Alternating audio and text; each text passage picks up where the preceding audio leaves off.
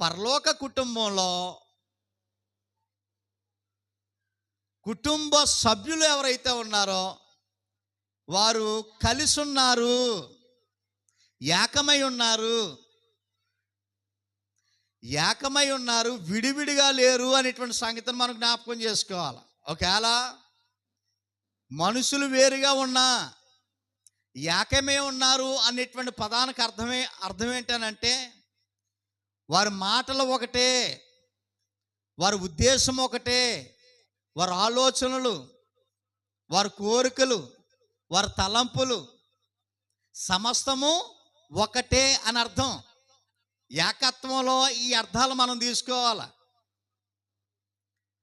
అర్థమవుతుందా ప్రియులారా?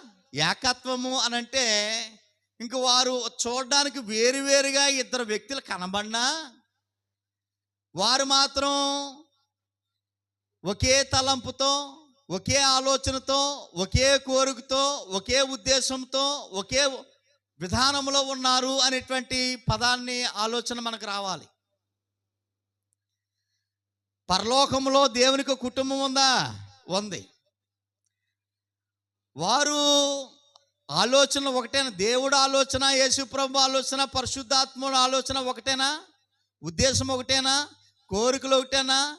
తలంపు ఒకటేనా? సమస్తము ఒకటే.